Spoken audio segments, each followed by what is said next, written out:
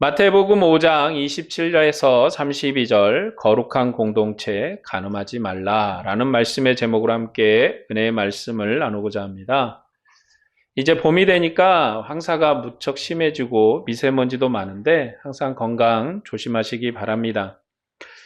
이제 코로나도 이제 끝나는 것 같아요. 5월 1일부터는 이제 경계 단계도 이제 관심으로 낮춰서 이제 4년여 동안 진행했던 코로나도 끝나고 이제 사람들이 더욱더 활기차게 움직일 건데 더욱더 이럴 때 건강 잘 챙기시고 주 안에서 항상 편안하시기를 바랍니다.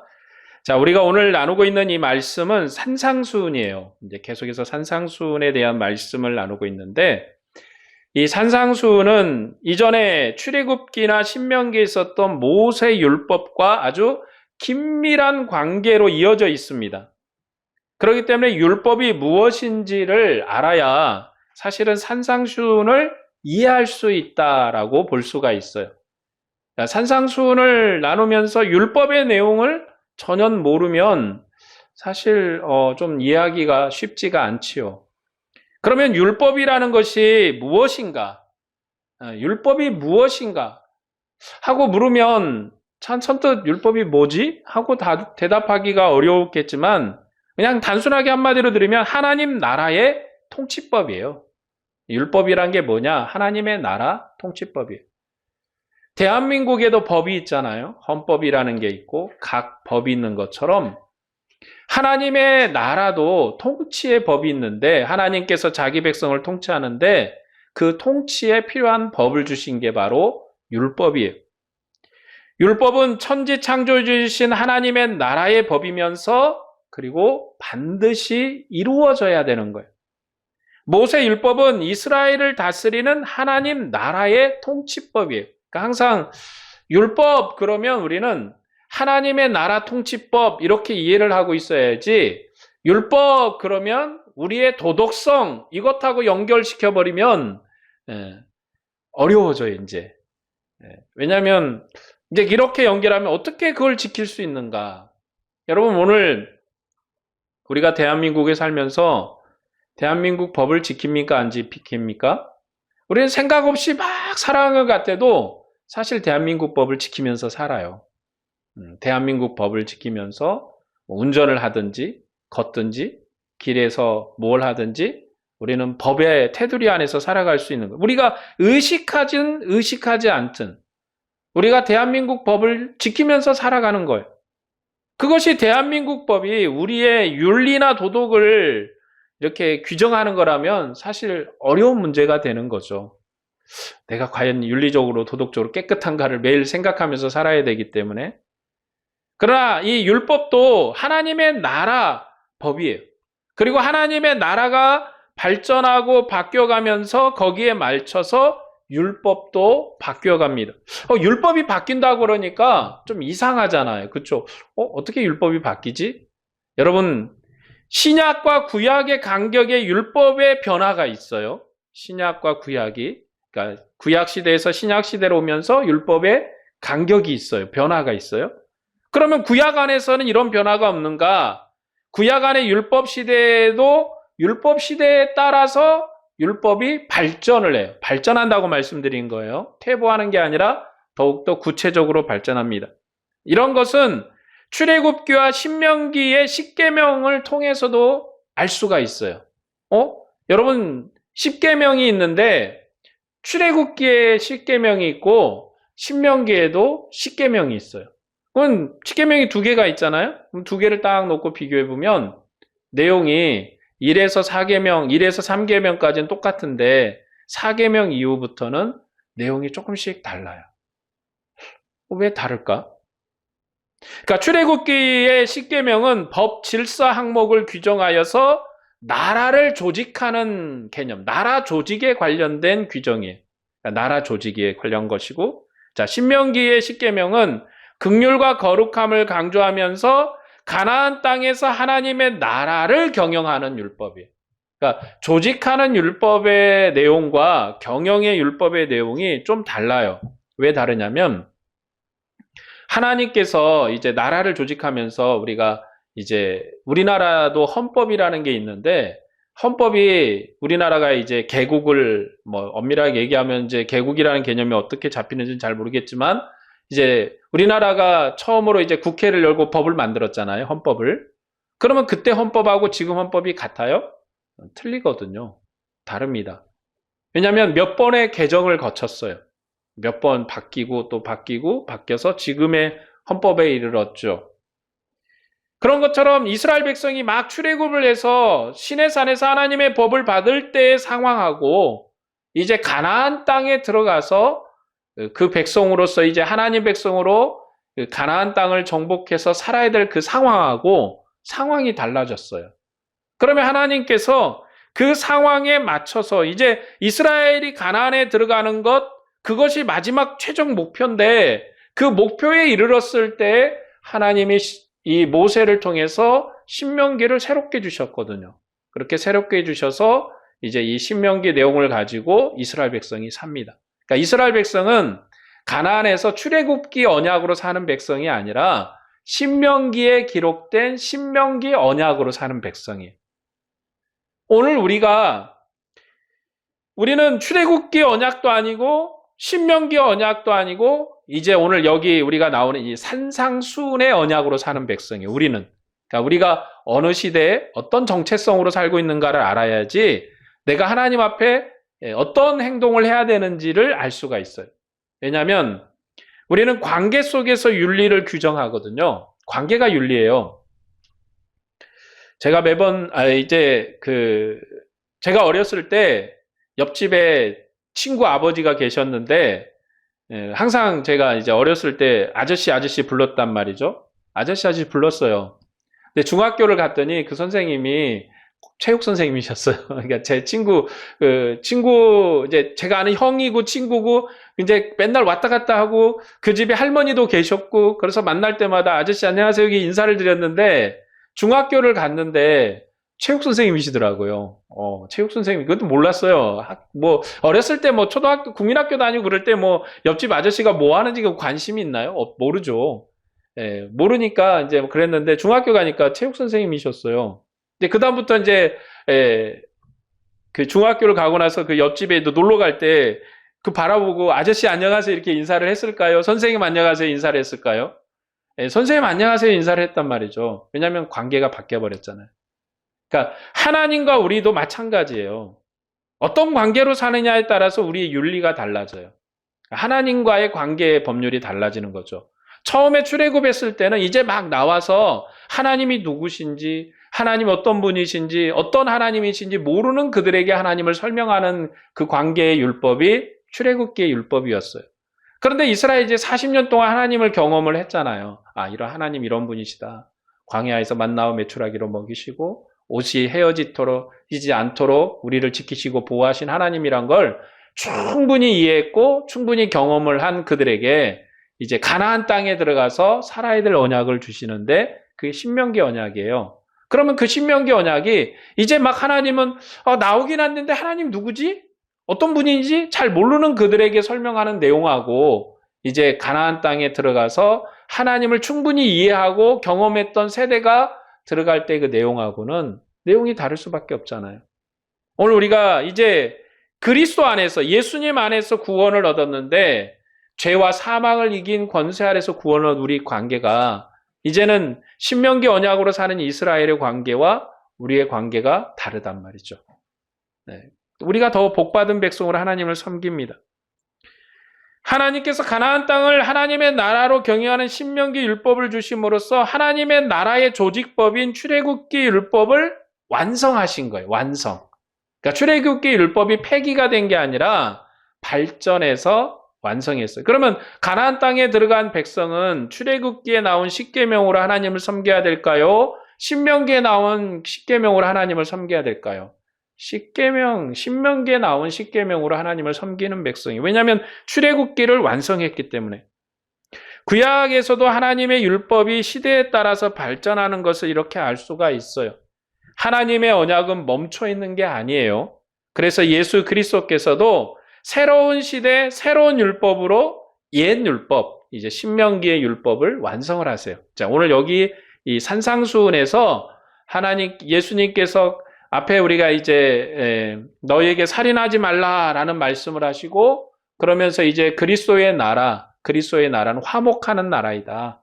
어떤 살인이나 이런 게 이루어지지 않는 화목한 나라이다라는 걸 강조하고 오늘 이제 간음에 대해서 얘기를 하십니다. 간음에 대해서 얘기하면서 이제 우리가 이 새 시대에 어떻게 하나님과 우리의 관계를 가지고 살아야 되는가, 이 관계에 대한 얘기. 항상 산상수훈을 대할 때 우리가 생각해야 될 건 뭐냐면 관계라는 단어예요. 관계라는 단어를 생각해야 됩니다. 종말에 하나님께서 세우신 천국의 왕께서 천국 율법을 선포하심으로 이스라엘과 모세 율법을 완성하신 거예요. 모세 율법이 새로운 관계로 완성되는 거예요. 새로운 관계로. 모세의 나라는 법질서를 통해서 통치되는 나라였습니다. 모세 율법의 완성인 종말의 천국은 율법이 온전히 성취된 나라이며 완전한 사랑의 관계로 섬기는 나라예요. 그러니까 그리스도께서 우리에게 주신 나라는 사랑으로 섬기는 나라예요.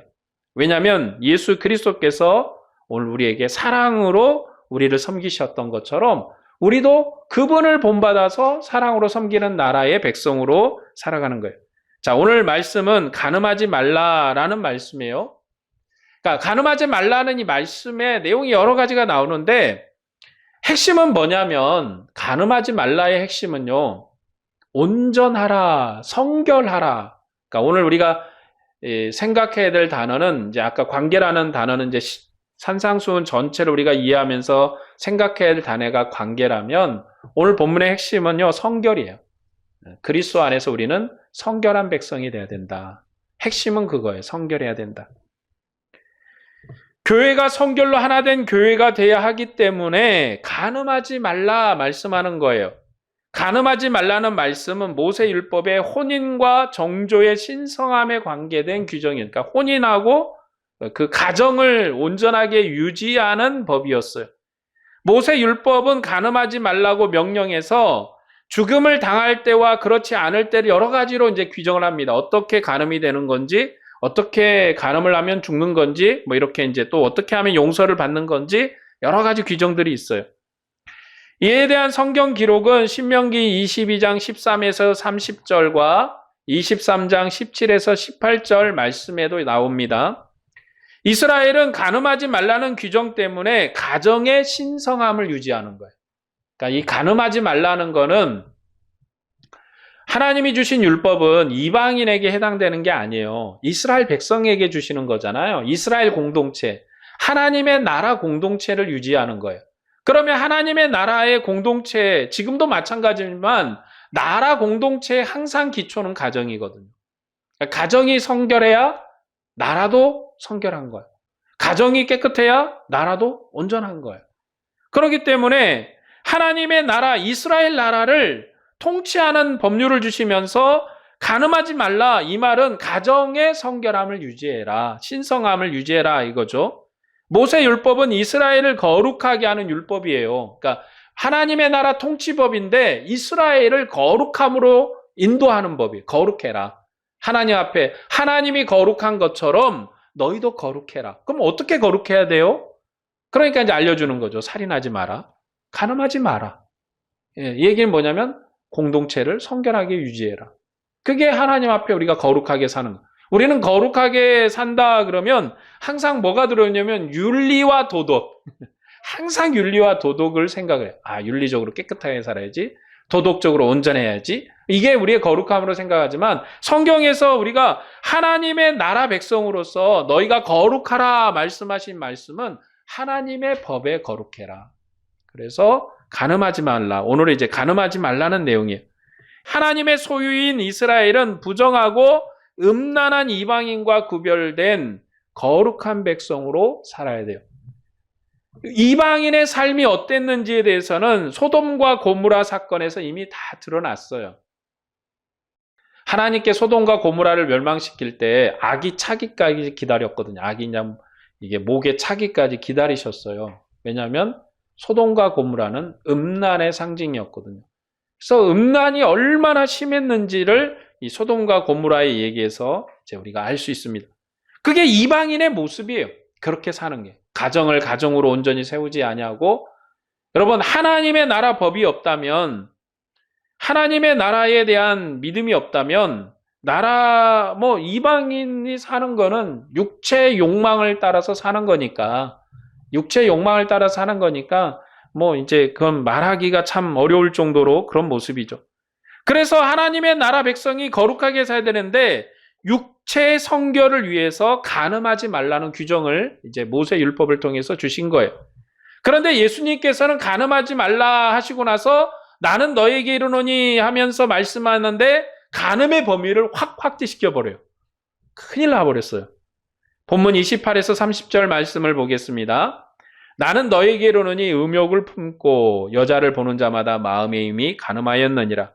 만일 내 오른 눈이 너로 실족하게 하거든 빼어버리라. 내 백체 중 하나가 없어지고 온 몸이 지옥에 던져지지 않는 것이 유익하며, 또한 만일 내 오른손이 너로 실족하게 하거든 찍어 내버리라.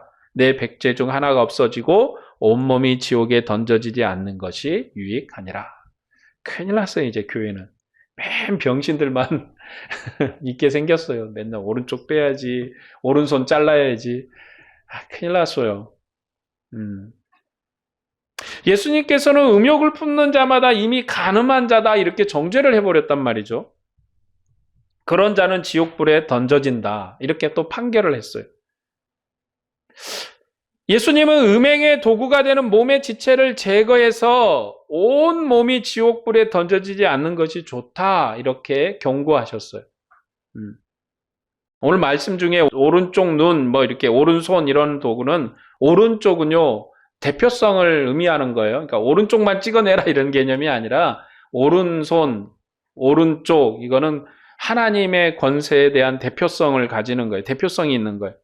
그러니까 한마디로 얘기하면 오른손, 왼손이 문제가 아니라 그냥 잘라버려라 이런 의미거든요. 그러니까 예수님께서 온 몸을 구원하기 위해서는 범죄의 도구가 된 지체를 제거하라 말씀하시는데, 이것은요 과장법이에요. 그러니까 실제로 그렇게 하라 이런 게 아니에요. 실제로 그렇게 하는 게 아니라 과장적으로 그 정도로 너희가 심각하게 생각해야 된다. 심각하게 생각해야 된다. 왜냐하면 구약의 모세의 율법은 행위 율법이라 행동을 해야지 처벌을 해요. 행동을. 그러니까 간음에 대한 생각을 가졌다고 처벌하는 게 아니라 간음에 대한 행동을 해야 처벌을 받는 거잖아요. 행위법이에요. 오늘날 모든 나라의 법률은 행위법이잖아요. 우리나라 헌법도 행위법이에요. 행동을 해야지 처벌을 받는 거죠. 근데 생각을 처벌할 수가 없어요. 생각을. 그런데 예수님께서는 과장법을 쓰셔서 그리스도의 나라는 그만큼 성결한 나라이다. 그만큼 순결한 나라이다. 이렇게 예수님께서 과장법을 쓰시는데 왜 이게 과장법이라고 말씀드리냐면, 예수님께서는 모든 악은 마음에서 나오신다고 말씀하셨기 때문에 그래요. 여러분, 육체를 아무리 잘라내도 악은 마음에서 나오는 거예요. 마태복음 15장 18절에서 20절 말씀인데, 입에서 나오는 것은 마음에서 나오나니 이것이야말로 사람을 더럽게 하느니라. 마음에서 나오는 것은 악한 생각과 살인과 간음과 음란과 도둑질과 거짓 증언과 비방이니 이런 것들이 사람을 더럽게 하는 것이요 씻지 않는 손으로 먹는 것은 사람을 더럽게 하지 못하느니라. 그러니까 모세의 나라는 행위가 그 사람을 정죄를 했어요. 그러니까 행위로 그 사람을 판단하고 행위로 정죄하는 나라예요. 그러나 그리스도의 나라는 하나님이 온전한 것처럼, 그리스도께서 온전한 것처럼 우리도 온전한 나라라. 그처럼 성결을 위해서 수고하는 나라예요. 성결을 위해서 헌신하는 나라예요. 이제 그 성결의 수준이 구약의 율법보다 더 발전된, 더욱더 진보된 성결을 우리에게 요구하시는 거예요. 모세 율법은 간음의 행위를 정죄하여서 이스라엘의 혼인의 신성함을 보호했습니다. 예수님께서는 마음의 간음을 정죄하심으로 신성한 혼인으로 주님의 백성들이 하나 될 것을 요구하세요. 그리스도의 정결은 행위의 신성함뿐만 아니라, 그러니까 행위의 신성함이 없어야 된다 이런 말은 아닙니다. 마음만 성결하면 되지. 마음으로만 믿으면 되지. 그럼 예배 뭐하러 나올 것이요? 마음으로만 믿고 있지. 여러분, 행위 없는 믿음이 없고 믿음 없는 행위가 없는 거예요. 생각한다고 성결한 게 아니라 행동해야지 올바른 거예요. 여러분, 아이들이 이제 그 공부를 하는데 항상 저도 고등학교 다니고 중학교 다닐 때 생각을 항상 공부해야 된다고 생각을 해요. 네, 중간고사하고 기말고사 공부해야지. 그래서 맨날 놀고 있어. 생각만 하고 있는 게 생각만. 근데 진짜로 제가 서울대 간 애들 뭐 누구를 하나 봤는데 진짜 이게 다르더라고요. 행동이 달라. 그러니까 우리는 공부를 잘 못하는 사람들이라 이게 생각 속으로 왜 또 공부를 해야지 놀았을까 이렇게 또 후회도 하는데 이 진짜로 행동하는 사람 항상 행동을 해요. 이 서울대 간 애를 보니까 항상 행동을 하더라고요. 그러니까 생각을 하는 게 아니라 행동을 해요. 열심히 사는 거죠. 우리가 주님의 나라 백성으로 살면서 행위의 신성함이 없는 게 아니에요. 행위의 신성함도 있지만 이제 그리스도의 나라는 마음의 신성함이 유지된 성결한 나라예요. 이것은 사람의 노력의 결과가 아니라 그리스도께서 우리에게 선물하신 그리스도의 나라가 그런 나라야. 그러니까 내가 이것을 이렇게 해야지, 이렇게 하면 우리가 성결해지나가 아니라 그리스도께서 우리에게 주신 나라. 이스라엘 백성은 하나님으로부터 가나안과 하나님의 나라를 받았잖아요. 우리는 그리스도로부터 천국을 선물 받았는데 이 천국, 우리가 선물 받은 이 천국은 온전하게 성결한 나라예요. 그럼 우리도 그만큼 그리스도 안에서 충성되게 헌신해야 돼요. 여러분, 우리가 주님 앞에 충성하는 게 뭡니까? 가서 밭을 많이 파는 게 충성이에요? 뭐 예배당 지을 때 벽돌 나르는 게 충성입니까? 물론 그것도 충성이죠. 그렇게 안 하는 건 아니지만 우리가 주님의 말씀에 따라서 열심과 충성으로 살아가는 것. 우리가 말씀에 순종해서 살려고 노력하는 것. 우리가 남들보다 그리스도 안에서 더욱더 성결을 유지하기 위해서 우리의 마음과 생각을 더욱더 절제하고 하나님 앞에 신성함으로 사는 것. 이게 우리가 주님의 나라에 헌신된 삶을 사는 거예요. 이것이 그리스도의 나라의 윤리입니다. 그러니까 교회는 신성한 관계로 그리스도와 하나된 교회를 이루는 것. 우리가 그리스도와 하나된 지체이기 때문에 그걸 위해서 수고하는 거예요. 그리스도의 교회는 살인하지 말라는 말씀처럼 온전히 화목한 나라예요. 그러니까 그리스도의 나라는 살인이 없는 화목한 나라예요. 그리고 그리스도의 교회는 가늠하지 말라라는 말씀처럼 온전한 성결의 나라예요. 이 나라에는 간음이 없는 성결한 나라예요. 그리스도 안에서는 뭐가 없어요? 죄가 없어요. 그리스도께서 우리에게 선물하신 천국은 죄가 없는 나라야. 그러니까 그 안에서 우리에게 무엇을 요구하냐면 완전한 성결을 요구하세요. 그러면 큰일 났어, 이제. 그러니까 간음의 문제는 행위에 관한 것이 아니라 우리에게 온전히 그리스도 안에서 헌신된 충성을 요구하는 거예요. 과장법이라고 그랬잖아. 진짜로 잘라내는 얘기가 아니에요. 뭐 오른쪽 막 그러면 교회는요 맨날 도끼 하나 이렇게 탁 시퍼런 도끼를 하나 갈아가지고 이렇게 갖다 놔야 돼. 오늘 누구 손을 자르실 것입니까? 어떤 분의 눈을 뺄 것입니까? 여러분 그게 아니잖아요. 그렇게 하는 교회는 하나도 없어요.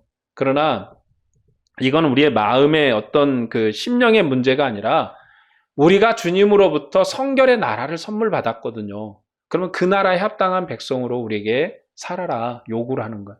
우리가 여러분 요즘 이제 한국 사람들이 굉장히 인기가 있고 외국에서 참 좋아한다고 해요. 그래서 왜 그러냐 봤더니 한국 사람들이 이렇게 식당에 와서 이렇게 뭘 하거나 어디 가서 모임을 갖고 하면 흩어질 때 깨끗하다는 거예요. 그러니까 뭐 쓰레기도 다 챙겨가고 뭐 깨끗하고 그러니까 다음에 누가 우리 게스트에 와도 한국 사람이라면 좋다 이거죠. 왜냐면 그 문화 에티켓이 우리의 이렇게 이제 오랫동안 우리가 이제 그런 에티켓이 있어야 된다고 교육을 받았고 그런 에티켓이 우리의 몸속에 배어서 외국 나가서도 똑같이 한단 말이죠. 그러니까 외국 사람들이 놀래고 좋아하고 그런 사람들이 우리 게스트룸에 들어오면 좋아하고 왜냐하면 막 지저분하게 망가뜨려 놓고 막 여기저기 뭐 쓰레기 해놓고 가는 게 아니라 깨끗하게 게스트룸을 비울 때도 딱 정리정돈 해놓고 딱 나가니까 너무 좋아한단 말이에요. 그리스도인들이 그렇게 살아야 되는 거예요. 세상 사람들이 볼 때 그리스도인은 성결하다, 좋다. 왜냐하면 주님이 우리에게 주신 나라, 우리에게 주신 하나님의 나라가 그런 나라이기 때문에 우리가 그런 성결함으로 살아야 되는 건데 세상에서 우리가 그렇게 살지 못하는 것이 아픔이죠. 그러니까 오늘 우리가 다시 한번 이 산상수훈의 내용을 통해서 우리는 누구인가? 오늘 여기에 혼인의 관계에 대한 얘기긴 해요. 이제 첫째는 혼인 관계가 그리스도의 가정이 이런 가정이 돼야 된다는 것이고, 또 그러나 그리스도의 나라는 이런 나라이다라고 우리에게 주님이 설명하는 거예요. 신성한 관계로 하나 된 교회가 되는 것, 그것이 주님께서 우리에게 주신 명령이다. 신성한 관계로 우리가 주님과 하나 되기 위해서는 성결함이 있어야 된다. 교회는 신성한 관계로 그리스도와 하나가 되어야 되는 거예요. 그러면서 이혼에 대해서 이제 두 번째로 말씀을 하세요. 이혼에 대해서 말하는데 음행하지 않으면 버리지 말라 말씀합니다. 이게 무슨 뜻이에요? 이혼하지 마라. 그리스도의 교회 가정은 이혼하지 말라 이렇게 말하는 거예요. 그런데 이게 참 어려운 얘기가 그리스도 안에서 이혼한 사람들도 있거든요. 우리가 주님의 말씀을 안 지키고 있는가? 그 마음이 크게 찔리겠죠. 자, 여기의 핵심은 뭐냐면 그리스도 안에서 부부는 사랑으로 하나 된 부부가 되어야 된다는 거. 온전한 부부, 온전한 세움을 얻은 부부가 되어야 된다는 거예요.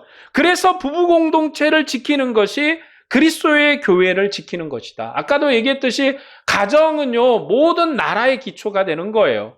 교회 기초도 가정이에요. 그래서 부부 공동체를 지켜라. 교회 공동체는 가정에서 시작합니다. 교회 시작은 부부로 시작하는 거예요. 그래서 부부 공동체를 지키는 것이 교회의 기초가 됩니다. 예수님께서는 이혼에 대해서 말씀하시는 것은 이혼하라는 것이 아니라 이혼하지 말라라는 것이에요. 교회 기초인 부부 공동체를 지킴으로 온전히 하나 된 교회 공동체가 되라 하는 말씀이죠. 이혼에 대한 복음서의 기록은 마가복음 10장 1에서 12절에, 누가복음 16장 18절에, 마태복음 19장 3에서 12절에도 언급하고 있습니다. 누가복음은 모세 율법을 듣지 않고 돈과 안락을 좋아하는 바리새인들을 정죄하는 문맥에서 버린 자와 버림당한 여자에게 장가드는 자를 정죄를 해요. 마가복음은 약한 형제를 실족하게 하는 자들을 경고하는 문맥에서 아내나 남편을 버린 자를 정죄합니다. 마태복음은 율법을 자랑하는 시험하는 바리새인들에게 예수님께서 창세기를 인용하면서 혼인의 신성함과 그들의 완악함을 책망하시고 놀라는 제자들에게 천국에서 혼인과 정조의 완전함과 신성함을 말씀하세요. 그러니까 마태복음 5장에서는 천국의 왕께서 혼인의 신성함과 완전한 사랑의 문맥에서 이혼의 율법을 말씀하세요. 31절에 누구든지 아내를 버리거든 이혼 증서를 줄 것이라는 말씀을 하고 계십니다. 그러니까 사실은 예수님께서 말씀하시기를 하나님이 하나 되게 한 것을 나눌 수가 없다고 그러면서 이혼이 불가하다. 그런데 왜 하나님이 이혼을 허락하셨는가? 너희의 완악함 때문이다. 너희의 악함 때문에 그냥 놔두면은 여자를 잡아 죽이게 생겼어요, 남자가. 사실은 이제 이 고대 사회는 지금도 그러지만 가부장적인 사회고 이 남편이 생사 열탈권을 쥐고 있는 상황이라 이 이혼을 안 시켜주면 남자가 여자를 죽이게 생겼거든. 그만큼 악했던 거예요. 그러니까 하나님이 이혼을 허락하셨다.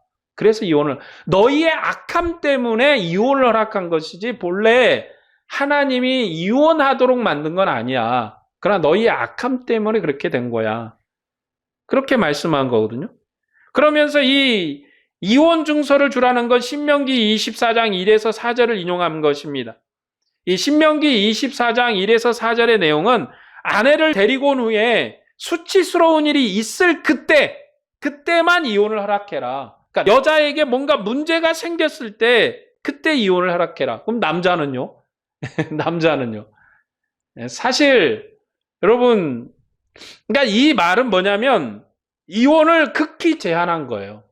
극히 제한한 거예요. 이혼하지 말라는 거죠. 그리고 버림받은 여자는 다른 남자와 결혼할 수 있어요. 버림받으면 다른 남자에게 결혼할 수 있어요. 그녀가 다시 이제 결혼했다가 다시 홀로 됐을 때 전 남편은 그 여자를 취할 수가 없어요. 그는 이미 결혼한 사람이기 때문에 다시는 결혼할 수가 없습니다. 신명기 율법은 남편의 완악함, 남자의 그 악함 때문에 버림받은 아내를 보호하려는 거예요. 보호. 그냥 이혼해라. 여자 그냥 보내라. 그냥 죽이지 말고 막 얼마나 데리고 살면서 막 그 뭐 쥐잡듯이 잡고 막 콩 볶듯이 맨날 볶아대고 얼마나 고통스럽겠어요. 그러니까 보내라. 그러니까 여자도 이혼했으면 그냥 가서 다른 남자 만나서 살아라. 허락해라. 그러나 그 여자가 또 결혼했다가 또 이혼하면 그 여자에게 뭔가 문제가 있는 거예요. 이쪽에서도 버림받고 저쪽에서도 버림받고. 그러니까 그때는 여자 혼자 살아라. 그냥 혼자 살아라. 더 이상 서로 고통스럽게 살지 말고 그냥 혼자 살아라.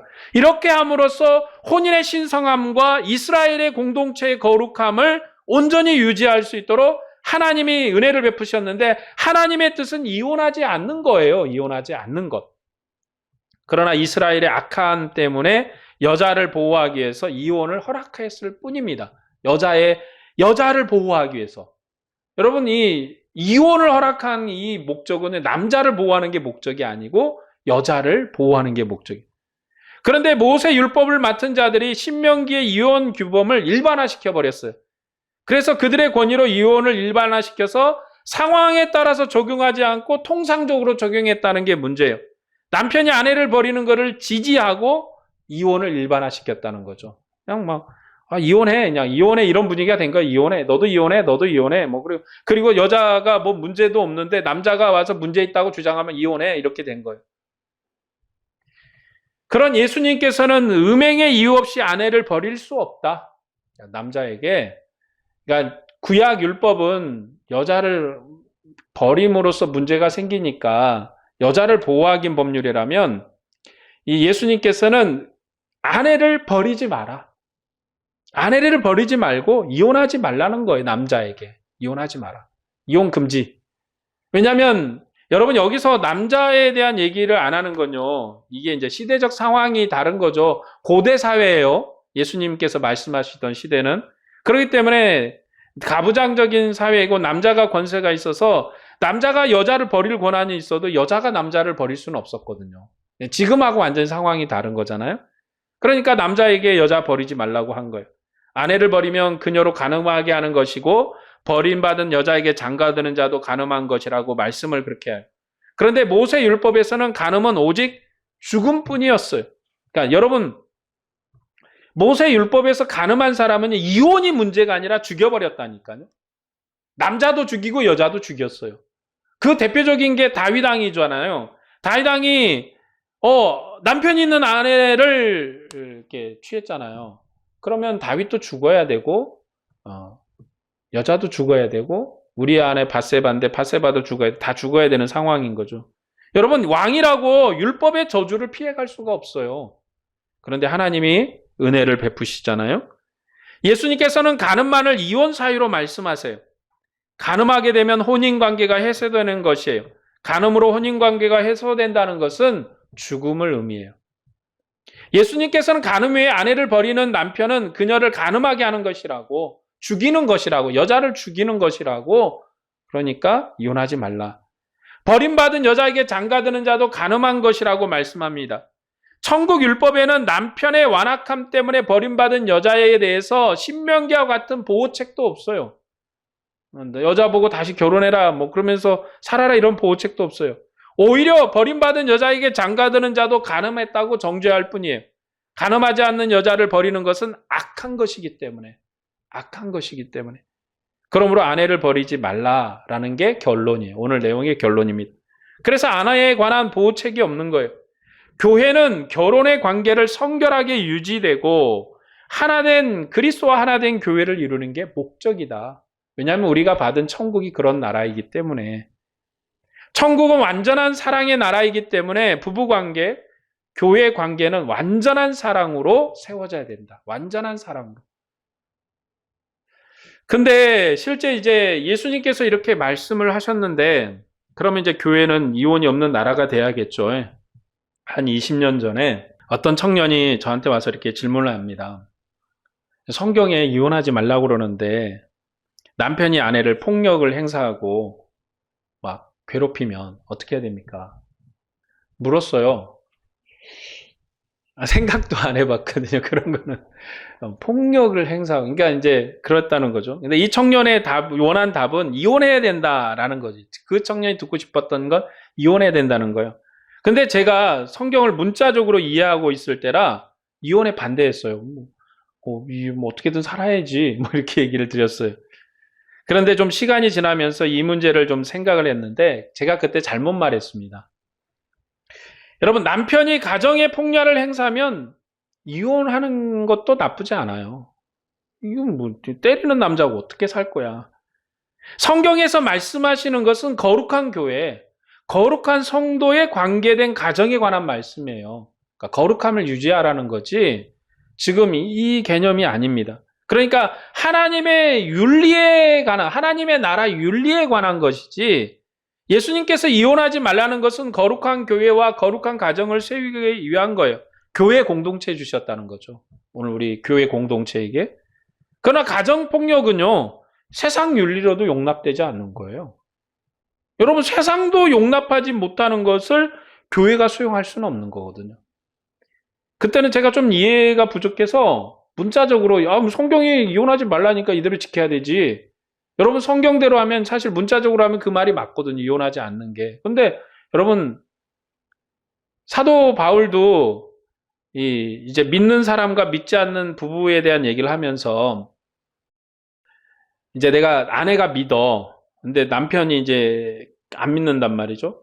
그러면서 둘이서 같이 살아도 좋고 헤어져도 좋다. 같이 살아도 좋고 헤어져도 좋다. 남편이 이제 아내가 믿지만 남편이 이 아내하고 헤어지기 싫고 같이 살고 싶다 그러면 같이 데리고 살아라. 믿음이 없어도. 이 얘기는 조금 상황이 다른 겁니다. 이게 그리스도 안에서 온전한 그리스도의 교회에서 하나 될 것인가의 문제냐. 왜냐하면 아내는 그리스도의 교회로 온전한 하나님의 나라의 지체지만 얘는 이제 남편은 믿음이 없기 때문에 이방 지체이기 때문에 교회와 하나 될 것인가에 대한 얘기지 좀 이 상황으로 맞지 않는 얘기는 해요. 그러나 여기서 이제 서로가 이제 헤어짐에 대해서 얘기를 하는데 여러분, 가정폭력은요, 세상 도덕, 세상 윤리, 세상 법률로도 허용이 안 되는 거예요. 가정폭력은 우리나라 어떤 세상도 용납 못하는 윤리입니다. 이것은 이혼이 정당한 거예요. 하나님의 율법을 말하기 전에 세상 윤리, 세상의 율법에도 세상의 법률에도 걸리는 문제예요. 예수님이 이혼하지 말라는 것은 교회 공동체에 관한 것이었다는 거예요. 교회 공동체 기본적인 윤리는 서로 존중하는 거예요. 그런데 폭력이 있다? 그것은 기본도 안 된 윤리잖아요. 여러분, 우리가 모세 행위처럼, 모세 율법처럼 행위가 간음이 있어야 행위로 판단하는 것은 당연한 건데, 여러분, 모세 옛 시대에 그리스도의 영광이 없던 시대도 그렇게 판단을 했어요. 그 윤리로. 그런데 여러분, 가정폭력이나 가정 안에서 어떤 나타나는 문제, 이런 문제는요, 교회 윤리로 생각하기 전에 세상 윤리로도 안 되는 거예요. 세상 윤리로도 안 되는 거잖아요. 그러니까 여기서 예수님께서 우리에게 말씀하는 것은 우리 교회 공동체는 부부 관계에서 거룩하게 세워져야 되고 서로가 사랑함의 관계로 하나가 되어야 된다는 거예요. 이런 관계 어떻게 폭력이 들어와요?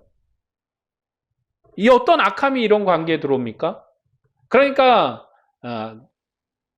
요즘은 이제 아내가 남편을 때려가지고 이혼하더라고요. 남편이 아내를 때려.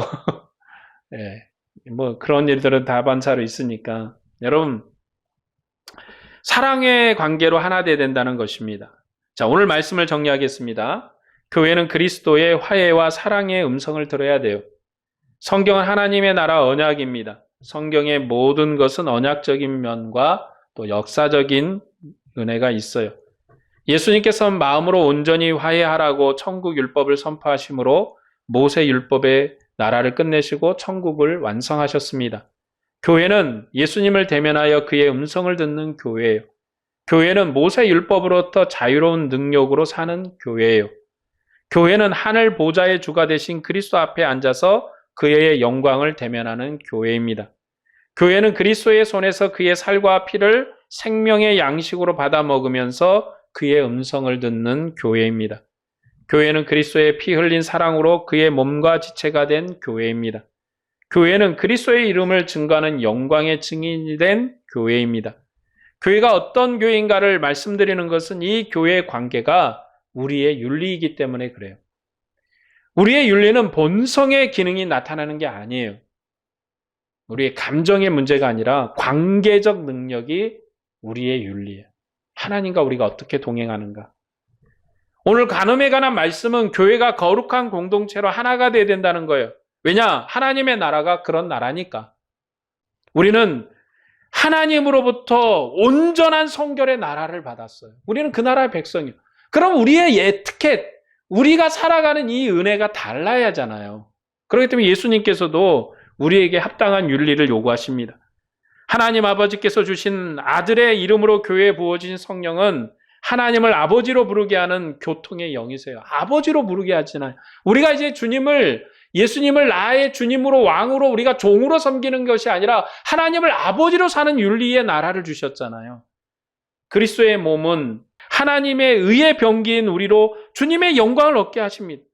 그럴 때 그리스도인은 이방인과 같은 음행의 도구가 아니라 성령의 전으로 살아야 됩니다. 살인하지 말라는 말씀이나 간음하지 말라는 말씀은 모세 율법인데 종말의 천국을 세우신 그리스도를 통해서 성령과 사랑의 법으로 교회에 선포된 거예요. 그러므로 우리는 거룩한 공동체로 그리스도 안에서 하나가 돼야 되는 거예요. 거룩해야 돼. 여러분, 이 교회 공동체는 거룩해야 돼요. 하나가 돼야 되는 거예요. 그리스도의 기초인, 이 공동체의 기초인 부부관계부터 거룩하고 성결한 관계로 세워져야 된다. 교회는 그리스도 앞에서 형제에 대한 미움과 무관심과 음행을 제거해야 되는 거예요. 교회는 그리스도 안에서 마음을 다해서 화해하고 사랑으로 온전해져야 된다. 그러니까 예수님이 간음하지 말라 그러면서 이런 경우에 이혼하지 말라 이렇게 말씀하는 모든 내용의 핵심은 뭐냐면 사랑해라, 하나로 뭉쳐라, 서로 이해하고 용서하고 화해하고. 왜냐하면 우리가 받은 그리스도의 나라가 그런 나라예요. 왜냐? 하나님이 너희를 용서하셨잖아. 하나님이 너희의 그 죽일 살인자 같은 죄를 용서하셨잖아. 너희 대신에 나를 죽이시고 너희에게 그 영광스러운 나라를 주셨잖아. 그러니까 그 영광스러운 나라를 받은 너희, 그리스도 안에 있는 너희도 그렇게 살아야 돼. 우리에게 그렇게 말씀하는 겁니다. 우리가 받은 사랑은 완성된 사랑이에요. 그 사랑을 우리가 받았으니까 교회 안에서 우리가 생각할 건 뭡니까? 서로 사랑하는 거예요. 분쟁이나 다툼이나 시기는 어디서부터 오는 겁니까? 악으로부터 오는 거예요. 사탄의 권세입니다. 그건 누구의 잘못이 아니라 서로 품어야 돼요. 용서해야 되고 서로가 이해해야 됩니다. 그 관계는 어디서부터 시작해야 되는가? 오늘 주님이 말씀하시는 것처럼 우리의 가정에서부터 이해하고 사랑하고 품어주고 서로가 서로를 세워주고, 그러면 교회에 와서도 여전히 서로가 이해하고 사랑하고 품어주고 이해하고, 그러면 세상 사람들이 우리를 바라볼 때 그리스도의 사람으로, 그리스도의 백성으로, 그리스도의 나라 영광스러운 은혜의 사람으로 우리를 품는 것입니다. 오늘 또 주님을 사랑하고 교회를 거룩한 공동체로 세워가는 여러분에게 주님의 은혜와 평강이 충만하기를 축복합니다. 기도하겠습니다.